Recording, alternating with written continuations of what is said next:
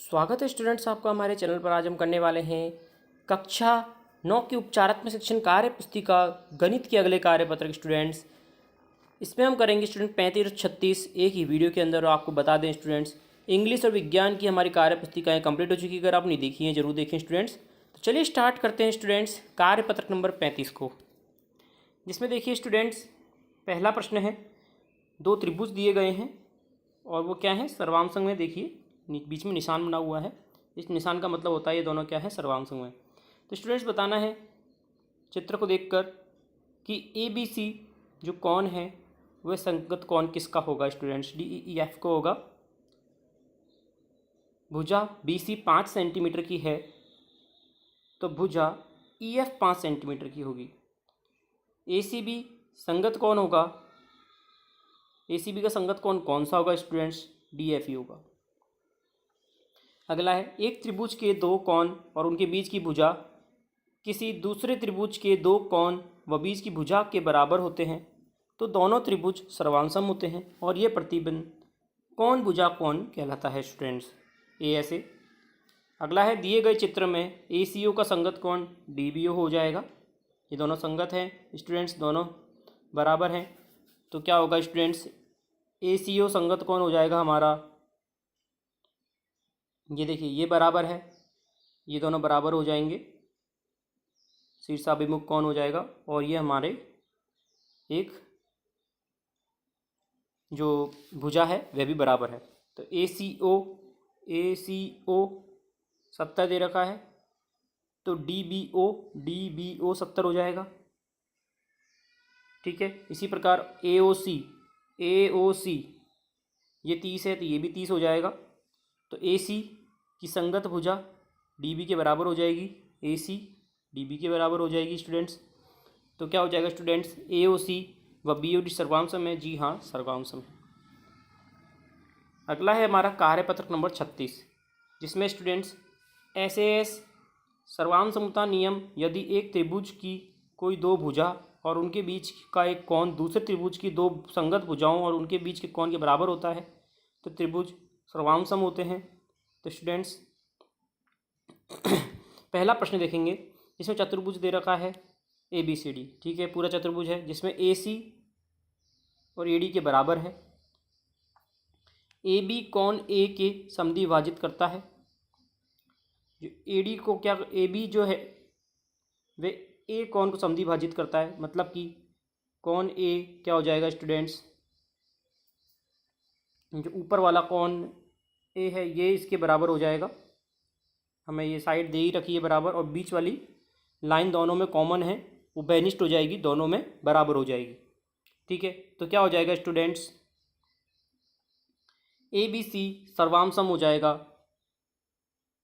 ABD के, दोनों त्रिभुज बराबर हो जाएंगे। तो स्टूडेंट्स BC और AD के बारे में आप क्या कह सकते हैं, बिल्कुल BC और AD भी बराबर होंगे क्योंकि दोनों त्रिभुज भी सर्वांसम हो चुके हैं।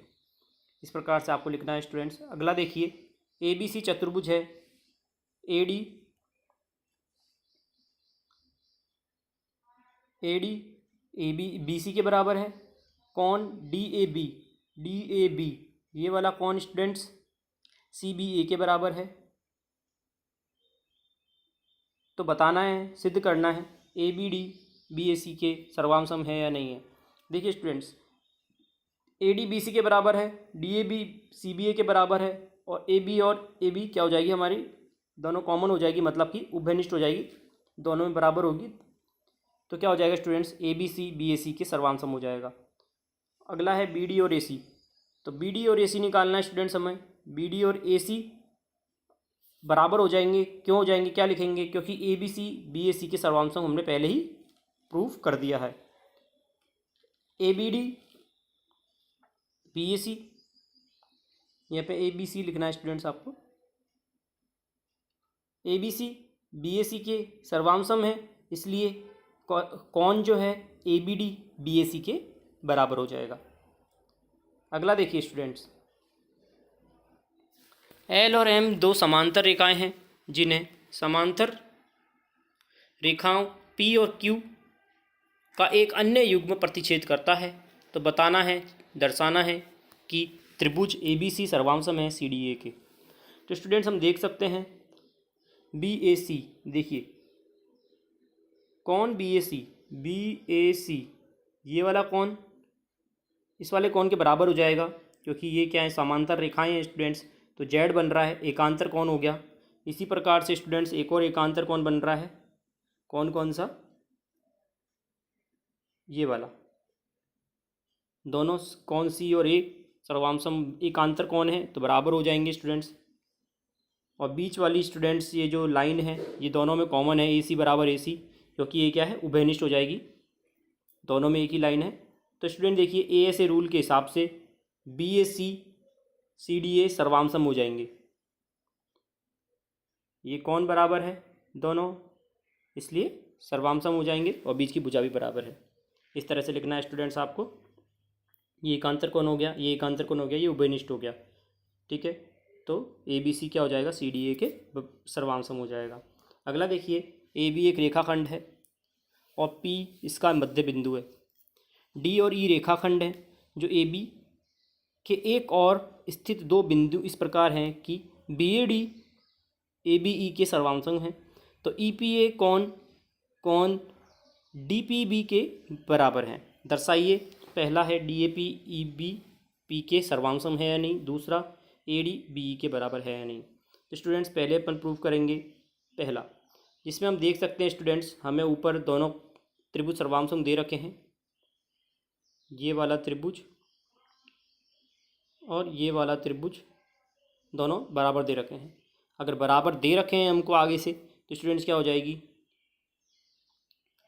जो AD है वो EB के बराबर हो जाएगी, क्योंकि हमें त्रिभुज सर्वांसम दे रखे हैं। इस तरह के लिखेंगे। कौन A हमें कौन B के बराबर ऑलरेडी दे रखा है, देखिए चित्र में, क्योंकि सर्वांसम है त्रिभुज तो कौन भी बराबर होंगे। और स्टूडेंट्स